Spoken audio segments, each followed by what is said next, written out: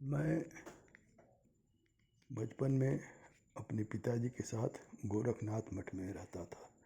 गोरखनाथ मठ, गोरखपुर। मेरे पिताजी घरवारी साधु थे।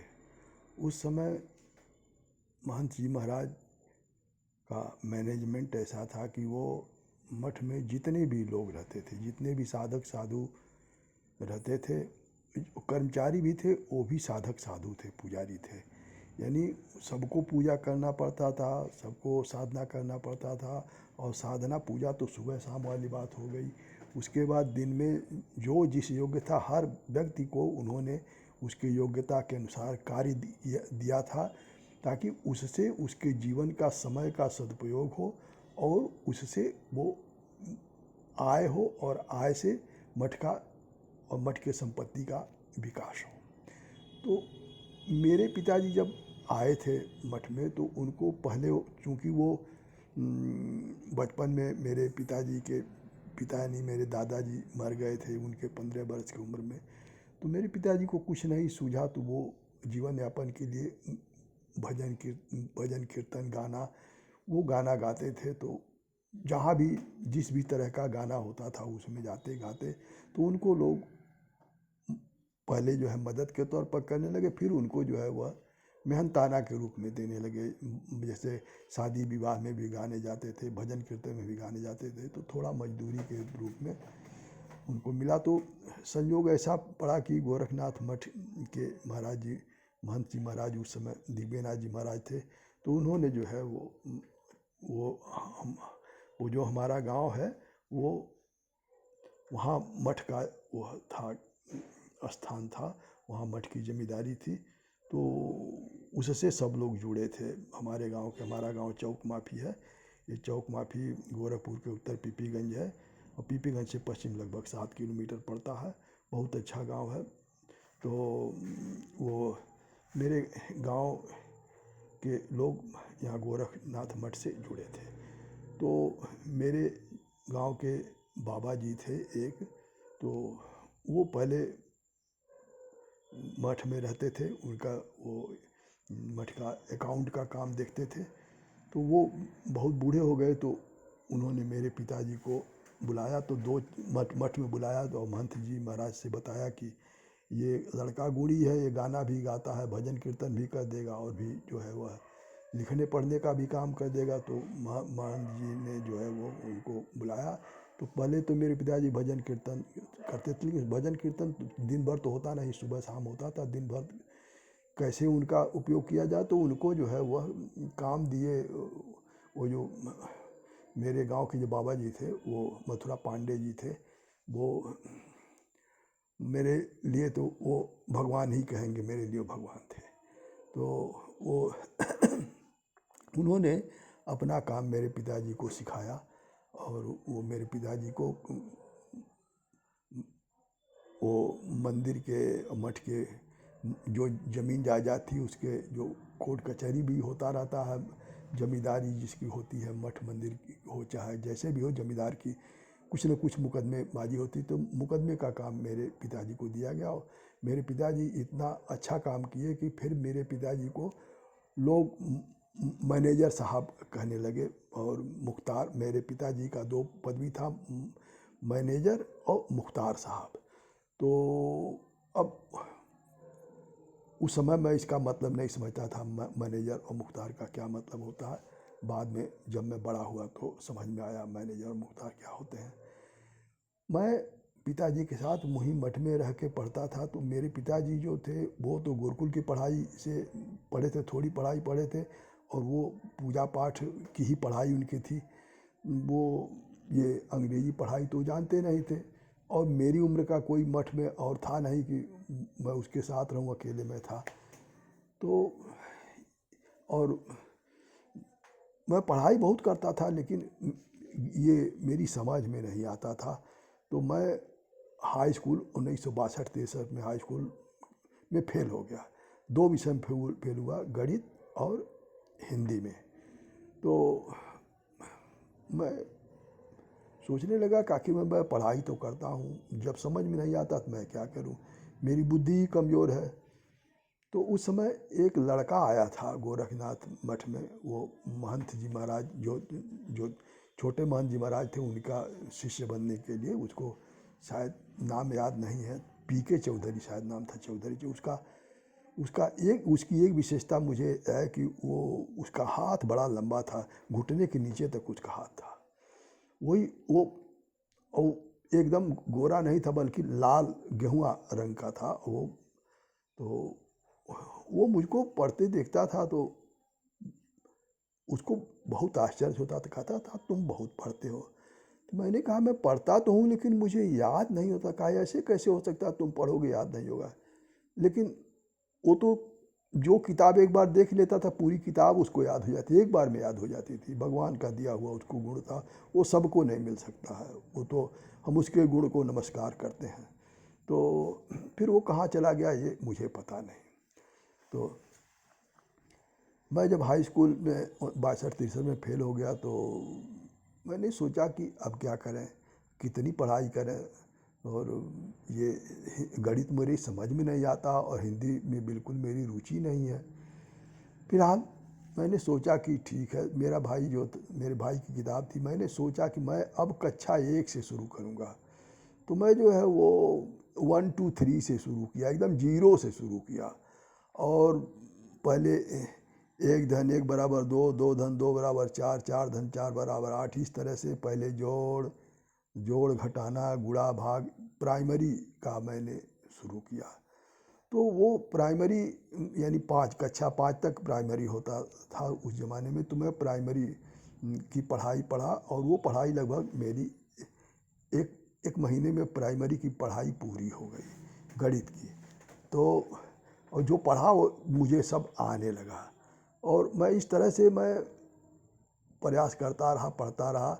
और उस ज़माने में आज की तरह जो है वह कागज़ तो था नहीं बहुत अधिक, तो स्लेट पर बनाता, स्लेट पर लिखता पेंसिल से और मिटाता स्लेट। उस ज़माने में स्लेट वो था, क्या कहते हैं, मिट्टी का, वो उस पर वो लिखा जाता था, मिट्टी का पेंसिल होता था। तो और उसको कपड़ा भिगो के पोंछना पड़ता था।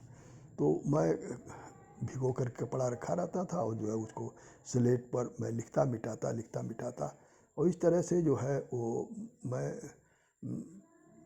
एक छोटा बड़ा सवाल मैंने कोई छोड़ा नहीं। उदाहरण देख करके मैं लगाते मैं कुछ महीनों में ही मैं हाई स्कूल के स्तर तक पहुंच गया।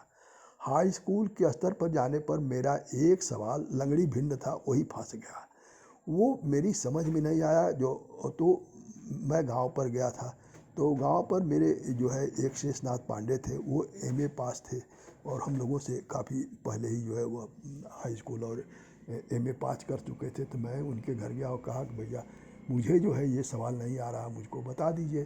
तो कहे कि मुझे भी नहीं आता है, मैं गणित से नहीं पढ़ा हूँ और मेरा गणित भी कमज़ोर था हाई स्कूल, तो निकल गया। उसके बाद ये मैं इतिहास से पढ़ा हूँ। तो मैंने कहा कि मैं चला आया निराश होकर के। तो फिर मैं लगा उसको, मैंने सोचा कि इसको मैं लगा ही लूँगा तभी आगे बढ़ूँगा। तो मैं लगातार 3 दिन तक मैं उसको लगाता रहा। मेरे पास लालटेन था, मैं लालटेन से तख्ता पर रख करके लालटेन से मैं लगा रहा था। और वो मेरे पास घड़ी भी थी, मेरे पिताजी ने एक टेबल घड़ी दिया था। तो वो मैंने देखा कि 12 बजे, रात के 12 बजे एकदम एग्जैक्ट घड़ी 12 पर थी और मेरा सवाल लग गया। जब मेरा सवाल लग गया तो मैं इतना खुश हुआ कि मुझे नींद नहीं आ रही थी, किसको बतावें, क्योंकि मेरी माँ बहन तो घर के अंदर थी, मैं घर के बाहर बरामदे में सोया था। मेरे चाचा तो बिल्कुल अंगूठा निशानी वाले थे, वो तो कुछ जानते नहीं थे। मेरी माँ भी अंगूठा निशानी वाली थी। मेरे चाचा बस उतने दस्तखत कर लेते थे और मेरी माँ भी दस्तखत कर लेती थी। उन लोगों को जो है वह बस नाम मात्र की पढ़ाई थी। वो हमारे पढ़ाई से उनको कुछ मतलब नहीं था कि हम क्या पढ़ते हैं क्या नहीं पढ़ते। सुबह हुआ तो माँ को बताया तो माँ जो है वो कही ठीक है। उसको समझ में ही नहीं आया तो क्या खुश होगी, लेकिन मैं तो बहुत खुश था। तो मैं जब शेषनाथ पांडे के वहाँ गया, मैंने कहा भैया मैंने सवाल लगा लिया, तो बहुत खुश हुए और उन्होंने कहा ठीक है प्रयास करो तो सफलता मिलेगी। तो मैं जो है उसके बाद पूरी किताब मैं गणित का जो है अंक गणित यानी मैथमेटिक्स जिसको कहते हैं, मैं अंक गणित को पूरी किताब छोटा बड़ा सब सवाल लगा डाला। और रेखा गणित मैं 2 अंक गणित और रेखा गणित, एक रेखा गणित तो मुझे समझ में आता था, ज्योमेट्रिकल आर्ट भी मेरा एक विषय था। तो ज्योमेट्रिकल आर्ट और रेखा गणित का मेल अच्छा मेल होता है। तो मैंने बीज गणित की पढ़ाई अपने पिताजी से कहवा करके टीचर से कह दिया था कि मैं बीज गणित नहीं पढ़ूंगा। तो मेरी टीचर जो है वो कहे क्यों, तो मैंने कहा मेरी समझ नहीं आता, मैं उसको समझूंगा तो कुछ नहीं कर पाऊंगा और मैं वचन देता हूं कि मैं सिर्फ अंक गणित और रेखा गणित से मैं अच्छा नंबर से पास होगा। तो उन्होंने कहा कि हमको कुछ बताओ, उन्होंने कुछ उस समय पूछा, मैंने बता दिया। तो उन्होंने कहा ठीक है बीज गणित को तुम छोड़ दो, जो आ रहा उसको पढ़ो। तो मैंने जो है वह जब फिर एग्जामिनेशन दिया 1964 में, तो मैंने 71 नंबर का सवाल किया था बीज गणित को छोड़ करके, और 71 में 71 नंबर मैं पाया था। तो अब मेरा पूरा साल उसी गणित में ही चला गया। तो हिंदी थोड़ा सा ट्रिक समझ लिया, तो हिंदी जो है वो भी निकाल लिया। तो दूसरे साल में पास हो गया, 2nd डिवीज़न पास हुआ। उस ज़माने में नकल क्या कहते हैं ये तो कोई जानता भी नहीं था कि नकल कुछ होता है। तो फिलहाल ये मेरे पढ़ाई की बात रही। और मेरा ये जिन बच्चों को नहीं आता है कोई विषय या वो जानना चाहते हैं, अधिकतर मैं गणित की बात करूँगा कि गणित जो है मैथमेटिक्स अगर नहीं आता है या उससे संबंधित जैसे फिजिक्स है, केमिस्ट्री है, उसमें भी जो है गणित उसी तरह का लगभग होता है। तो जो विषय नहीं आता उसको प्राइमरी से पढ़ें, यानी वो कुछ समय के लिए एकदम जीरो हो जाए और उस विषय को बिना संकोच के वो कक्षा 1 से वो शुरू से पढ़ें, तो वो मुकाम उनको मिल जाएगा जिस मुकाम तक जाना चाहेंगे। ये मेरे जीवन का अनुभव है और मैंने ये अपना अनुभव उन बच्चों के लिए शेयर किया कि जो निराश हो जाते हैं पढ़ाई से, जिनका पढ़ाई में मन नहीं लगता है और घर वाले डांटते भी हैं। तो मेरा घर वालों से यही रिक्वेस्ट है कि डांटने से कुछ नहीं होता है। हर बच्चा जो पढ़ना चाहता है उसको पढ़ने का तरीका जो है वो बताना चाहिए।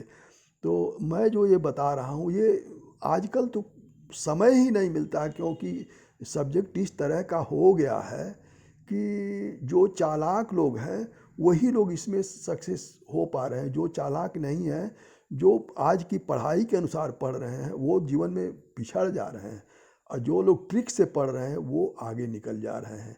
जैसे जो विषय जिस विषय से जीवन को इस्टेब्लिश करना है, जो पढ़ाई को जो असली पढ़ाई है उसी को अच्छे जो है जो लोग जानकार हैं, टीचर के लड़के हैं, अधिकतर टीचर के लड़के जो होते हैं वो आगे निकल जाते हैं, क्योंकि उनको ट्रिक मालूम है। वो जो ज़रूरी विषय होता है उसको पढ़ते हैं, बकिया जो है वो सिर्फ पास होने भर के लिए वो पढ़ाई कर लेते हैं कि ताकि वो निकल जाए वो, और वो लोग सफल हो जाते हैं। क्योंकि जो असली जो पढ़ाई है, जो मैथमेटिक्स है, अगर ये समझ में आ गया तो मेरे समझ से लगभग सभी विषय को एक चाबी है, पढ़ाई की एक चाबी है।